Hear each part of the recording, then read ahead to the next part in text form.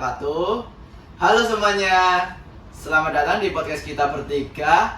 Hari ini kita bawakan topik yang jujur cukup berat, tapi sangat penting untuk kita omongin nih, yaitu pendidikan di daerah 3T. Ya, benar sekali. Kita bertiga sebagai mahasiswa merasa kalau isu ini tuh sering banget kebayang-bayang, tapi nggak benar-benar dipahami oleh orang-orang. Orang-orang itu tahu istilahnya, tapi jarang nyelam lebih dalam buat bahas tentang permasalahan ini. Padahal di balik kata 3T itu ada jutaan anak yang harus berjuang buat bisa sekolah. Betul, dan tujuan kita di sini itu bukan buat menggurui, bukan mau sok-sokan ngajarin siapapun, tapi kita cuma pengen buka ruang diskusi supaya teman-teman itu sebagai pendengar bisa punya gambaran lebih nyata tentang apa yang sebenarnya terjadi di daerah 3T. Betul banget sih. Dan semoga setelah obrolan ini bukan cuma paham sih menurutku sih, tapi ikut merasa dan ikut berempati. Benar. Sebelumnya saya Muhammad Indrawan dari Prodi Pendidikan Guru Sekolah Dasar. Dan saya, Frizil Kapital Istiawan dari Prodi yang sama juga, Prodi Pendidikan Guru Sekolah Dasar. Saya Ramadhani Adi Wibisono dari Prodi Pendidikan Guru Sekolah Dasar juga. Oke, ayo kita mulai bincang-bincang nih. Santai-santai Santai-santai. dulu lah ya. Kalau dengar kata 3T itu pasti banyak yang langsung mikir. Kalau daerah 3T itu pasti ya terpencil, jauh lah, pelosok gitu, susah Sinyal, sinyal betul. ya. Tapi buat aku sendiri, kalau daerah 3T itu kayak cerminan dan itu tuh sebagai pengingat bahwa pendidikan di negara kita itu belum merata sepenuhnya. Betul Mas Yo, karena waktu kita kuliah saja kita sering dapat materi tentang pemerataan pendidikan. Ya. Tapi teori itu apa? Cuma kerangka saja. Yang terjadi di lapangan itu jauh lebih kompleks. Anak-anak di daerah itu punya keinginan belajar yang sama kayak waktu kita kecil dulu. Ya. Bedanya kesempatan mereka itu jauh lebih sedikit. Betul banget sih. Ini yang bikin kita ngerasa podcast kayak gini tuh perlu banget kita buat. Supaya apa? Kita semua tuh sama-sama paham bahwa masalah 3T itu bukan cuma data, tapi itu adalah kehidupan yang nyata.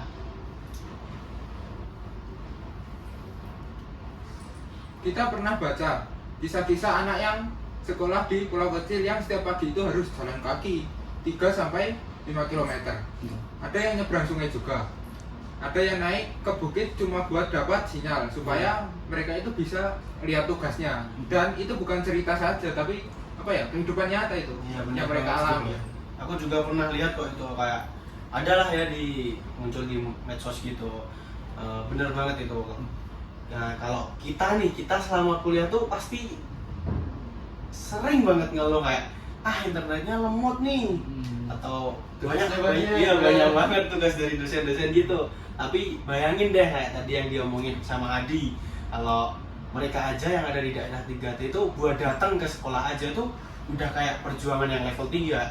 Jadilah nyebrang sungai dan lain-lainnya seperti itu. Dan faktanya tuh fasilitas juga jauh dari ideal sih menurutku sih. Kayak buku kurang, ruang kelas adanya, terus juga selalu hidup, tapi mereka tuh tetap datang. Yang buat heran tuh tetap datang. Itu sih. Di kelas pendidikan kita sering bahas tentang peran guru, tapi baru kerasa betapa besarnya pengorbanan guru di 3T waktu kita baca dan lihat kisah-kisah mereka. Iya. Bener Mas Indro, guru-guru itu juga ngajar bukan cuma pakai ilmu saja, tapi pakai kreativitas dan dari hati mereka. Media belajar yang mereka pakai pun juga cuma batu, daun, pasir atau barang bekas yang ada di sekitar. Tapi dari hal sederhana itu, anak-anak itu bisa ngerti konsep yang sulit. Bener sih, itu kayak kreatif banget ya, tapi malah keren. Dan yang bikin aku kagum ya, itu tuh bukan cuma soal cara ngajarnya tadi yang kayak kreatif banget itu, tapi ketahanan mentalnya. Ketahanan mental guru di sana tuh sangat-sangat istimewa sekali. Mental baca ya. Ya, mereka jauh dari keluarga, sinyal susah, fasilitas yang minim, sampai Jalur mengandalkan segala cara biar anak-anak dapat ilmu yang sangat-sangat bermanfaat. Tapi guru-guru di sana tuh tetap tulus, tetap datang buat memberikan ilmu lah ke anak-anaknya yang ada di sana. Dan yang menarik atau yang istimewa di daerah 3T itu adalah kuatnya rasa kebersamaan mereka. Iya. Sekolah itu bukan cuma soal urusan guru saja, tapi orang tua itu bisa ikut bersama seperti bersihin kelas, ada bantu antar anak, terus bahkan bisa bikin meja kursi untuk menunjang belajar mereka. Betul banget sih. Dan mereka melakukan bukan karena disuruh, tapi karena mereka merasa sekolah itu bagian dari hidup mereka sih. Itu sih. Nah, ini nih nilai gotong royong yang jujur banget di kota-kota tuh udah mulai hilang di daerah perkotaan. Nggak Nilai terlihat gotong ya? royongnya udah susah banget temuin nilai gotong royong di kota-kota. Kalau ada yang nanya nih, apa yang paling bikin kita tersentuh?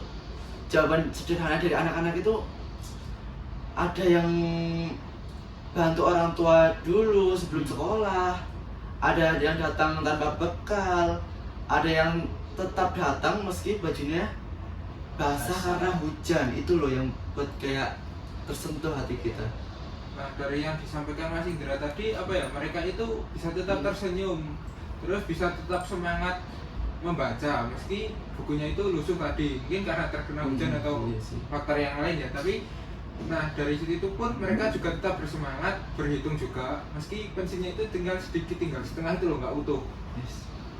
Nah, dan ini nih yang bikin kita tuh mikir banget kalau mereka yang ada di daerah 3T aja bisa semangat buat belajar, masa kita yang punya segala fasilitas dan apa-apa dipermudah malah gampang menyerah kayak males-malesan belajar.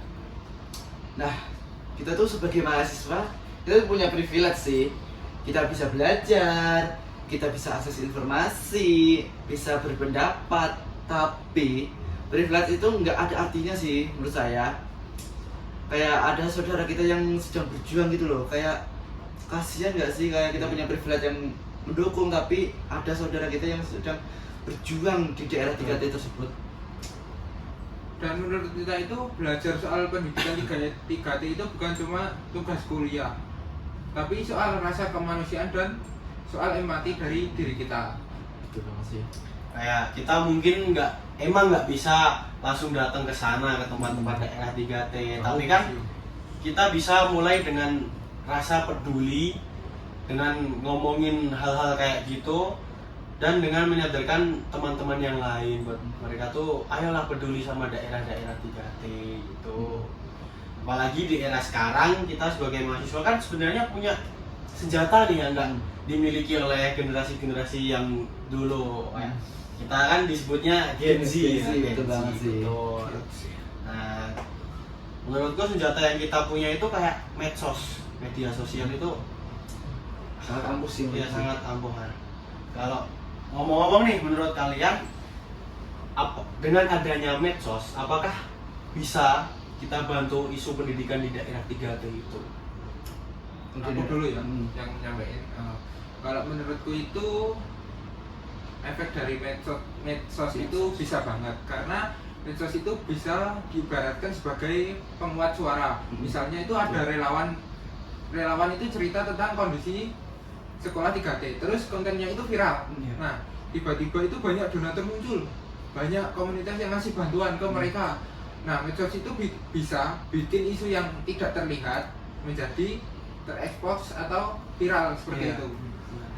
Nah, dan yang seru tuh mahasiswa tuh jago banget sih bikin konten. Tinggal bikin tweet di Twitter, video edukatif atau mini storytelling tentang 3T. Kita mungkin nggak bisa bangun sekolah sih, tapi bisa bangun kesadaran publik sih, kayak masyarakat, mahasiswa yang lain sih. Iya benar. Aku setuju banget sih sama apa yang diomongin Adi tadi. Sekarang tuh di medsos tuh gampang banget buat viralin apa-apa, tapi aku kayak mikir aja, kenapa sih yang viral harus hal-hal yang nggak bermanfaat? Kenapa nggak isu tentang pendidikan kayak pendidikan 3T ini, kenapa nggak itu aja gitu loh yang viral? Malah kebanyakan faedah kan. Iya. Dan kesadaran publik itu juga langkah awal dari perubahan yang lebih besar ke depannya. Nah, aku pernah dengar nih orang bilang, buat apa sih bantu daerah 3T yang jauh? Itu kan nggak penting kan? Dan jujur itu sih, bikin aku kesel karena itu bentuk pandangan yang bikin wilayah 3T itu makin tertinggal menurutku. Bener Mas Indro, juga banyak banget pandangan kayak guru 3T itu cuma main-main, terus anak-anak 3T itu malas belajar lah, malas berhitung lah, atau nggak usah diprioritaskan ya daerah 3T itu. Padahal kalau mereka lihat langsung dengan mata kepala mereka sendiri, mereka itu bakal tahu betapa kerasnya perjuangan anak-anak di sana. Ya benar sekali. Dan sebagai mahasiswa, tugas kita tuh bukan ngelawan dengan cara yang marah-marah atau maki-maki. Nah, tapi kita lawan dengan cara edukasi lewat cerita yang benar atau diskusi. Ya contohnya kayak apa yang kita lakuin sekarang, kita bikin podcast ini kan tujuannya buat edukasi mereka-mereka yang ada di luaran sana. Iya sih, menurutku kayak meluruskan pandangan mereka sih, dibentuk kayak kontribusi yang enggak kalah penting sih menurutku sih. Ngomong-ngomong nih, kan kita dari tadi ngomongin dan bahas tentang pendidikan di daerah 3T. Nah, kayaknya kan dari aku sendiri juga dan dari kalian pasti punya momen kecil yang bikin kita tuh ngerasa kalau kita harus bicara nih soal daerah 3T atau aku harus suara ini tentang pendidikan 3T. Nah, kalau dari kalian sendiri, momen apa sih yang bikin kalian pengen nyuarain pendidikan di daerah 3T itu? Mungkin dari Mas Adi dulu ya. Kalau buat aku waktu itu Mas, aku sempat belajar waktu aku baca berita tentang guru itu harus berenang ke sungai dulu buat sampai ke tempatnya buat ngajar. Nah, bahkan naik perahu juga. Waktu itu aku langsung mikir juga, di mana lagi ada guru yang bisa segigi itu sampai naik perahu, sampai berenang juga. Kalau dari aku sih, waktu lihat video anak-anak di sekolah batas negara yang belajar di ruang tanpa pintu itu, tapi mereka itu tetap nyanyi Indonesia Raya Iya. dengan semangat. Jujur bikin aku merinding sih, walaupun di perbatasan kan, tapi itu mereka masih membawa Indonesia gitu. Tadi yang diomongin tadi juga aku pernah lihat sih, tapi itu nggak ke berenang, kayak harus naik getek itu loh bareng-bareng, padahal nerjang banjir, harusnya tuh deras banget. Nah, kalau dari aku sendiri ya, momen ketika aku sadar bahwa aku menganggap bahwa pendidikan itu adalah hak. Nah, padahal buat mereka pendidikan itu termasuk perjuangan, kayak apa yang tadi diceritain kan, harus intinya susah payah lah buat dapetin itu. Dan itu juga yang bikin aku ngerasa kalau aku harus angkat suara nih tentang pendidikan di daerah 3T. Gak bisa nih aku diem aja seperti itu. Nah, sebelum masuk ke harapan kita, penting banget nih juga buat kita bahas apa sih hal terbesar yang menghalangi di kemajuan pendidikan di 3T itu. Menurutku ya Mas, hambatan utamanya itu akses, diakses, mulai dari akses jalan, akses listrik, terus akses internet juga, akses buku, akses guru berkualitas. Nah, kalau aksesnya itu bisa saling terkait. Kalau akses itu nggak ada, apalagi fasilitas nggak ada, kualitas belajar itu bisa menurun. Benar sih. Dan mungkin juga nih yang jarang kita sadari, sebenarnya tuh ada hambatan lainnya. Hambatan lainnya menurutku tuh ya kurangnya perhatian, kayak kurang banget lah perhatian dari pemerintah ya. Isu 3T itu sering banget kalah sama isu-isu besar yang lain, kayak ya you know lah sekarang di medsos tuh kayak ada kasus apa pasti ketutup lagi sama kasus apa. Tapi kalau kasus pendidikan tuh susah banget buat viralnya. Jujur iya sih, tanpa perhatian nggak ada dorongan perubahan sih. Jadi kita mengadakan podcast ini, kita buat supaya perhatian itu mulai tumbuh lagi sih. Benar, karena ini tuh juga menyangkut masa depan bangsa Iya, Indonesia. betul banget sih. Oke, di momen yang tepat ini aku pengen banget tuh tahu harapan kalian untuk pendidikan 3T. Siapa dulu nih? Coba dulu, Mas Adi Adi aja. Kalau dari aku sendiri itu, aku berharap pendidikan itu bisa setara. Terus mungkin nggak akan langsung sempurna, butuh waktu juga. Tapi setidaknya itu fasilitas dasar harus terpenuhi dulu, mulai bisa dari ruangan, listrik, internet, buku, ruang kelas, bahkan guru yang memiliki apa ya, kualitas juga yang sama lah setara gitu tadi. Setuju. Kalau aku sendiri ya, aku tuh berharap agar suara anak-anak dan guru di daerah 3T itu makin banyak terdengar, karena mereka juga punya cerita yang layak dibagikan dan layak diperjuangkan. Kan kita juga, semua orang di Indonesia ini punya hak masing-masing kan, seperti itu. Kalau di Mas Yus saya setuju sih. Ya. Kalau dari aku cuma berharap sih kita semua termasuk mahasiswa ya nggak berhenti peduli sih, karena perubahan besar itu selalu dimulai dari kesadaran kecil.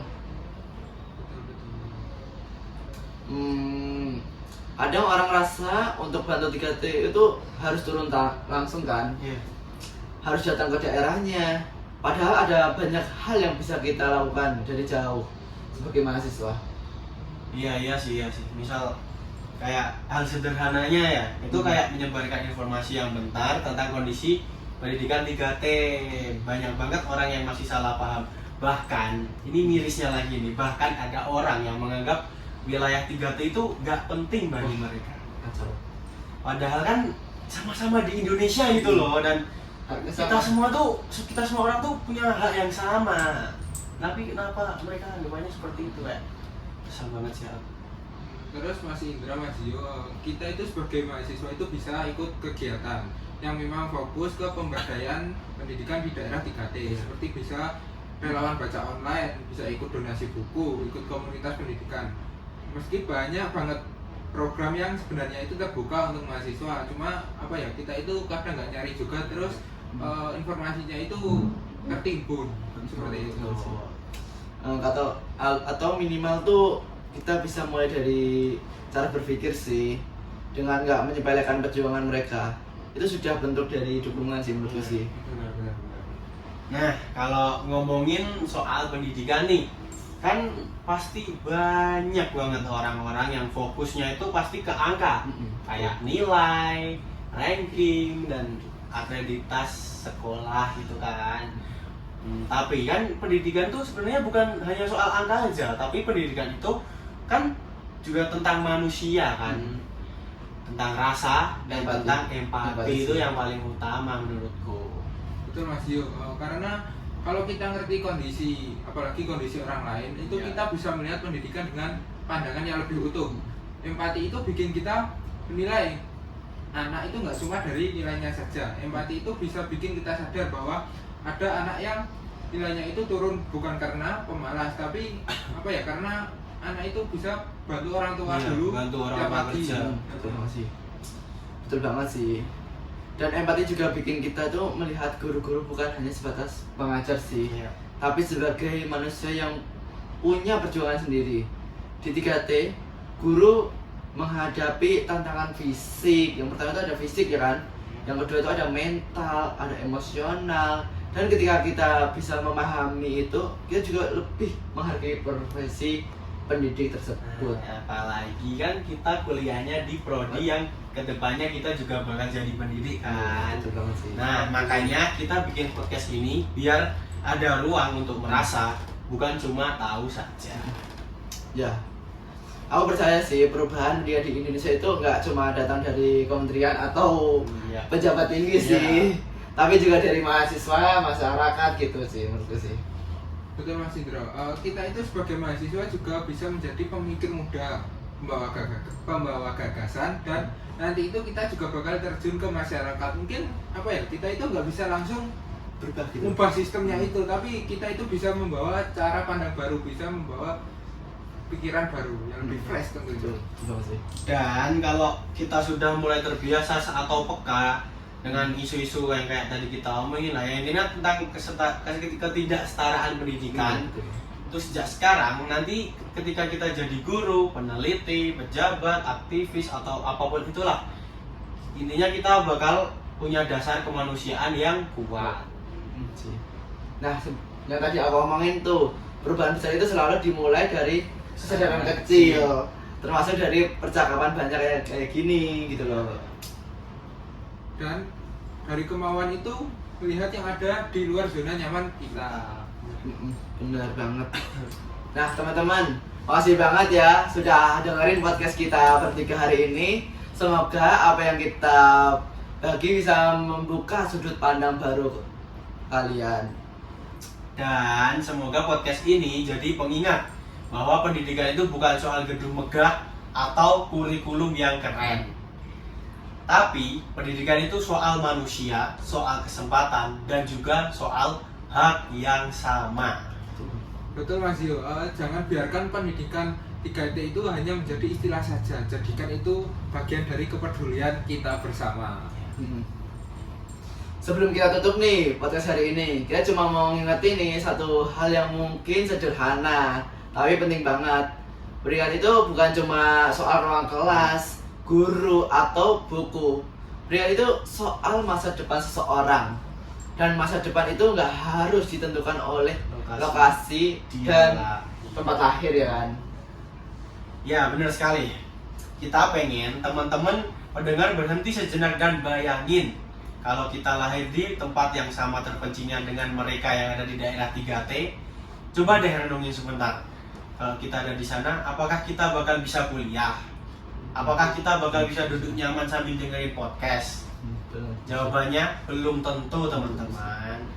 Dan dari kesadaran kecil itulah rasa peduli itu mulai tumbuh. Dan kita bertiga berharap setelah dengerin obrolan kita ini, teman-teman itu nggak cuma tahu tapi juga merasa pengen ikut ngebantu sekecil apapun bentuknya, merasa ingin jadi bagian dari perubahan, karena perubahan besar itu datangnya pelan-pelan dari kepedulian yang kecil dikumpulkan banyak orang. Betul banget sih. Kalau podcast sini bisa kamu merenung saja 2 menit atau bisa kamu ceritakan ke teman-teman, itu artinya itu sudah melakukan sesuatu sih. Benar-benar. Dan semoga obrolan ini bukan akhir, tapi awal dari kepedulian yang lebih luas. Awal dari masa depan pendidikan Indonesia yang lebih merata. Karena pada akhirnya pendidikan itu bukan tentang siapa yang paling pintar, tapi siapa yang tidak ditinggalkan. Oke, akhirnya kita sudah sampai di akhir episode kali ini. Terima kasih buat kalian yang sudah menyempatkan waktunya untuk mendengarkan obrolan kita hari ini. Jangan lupa like, comment, and subscribe. Dan yang paling penting, jangan lupa sebarkan video ini sebanyak-banyaknya sebagai bentuk dukungan untuk pendidikan di daerah 3T tersebut. Sampai jumpa di episode berikutnya. See you.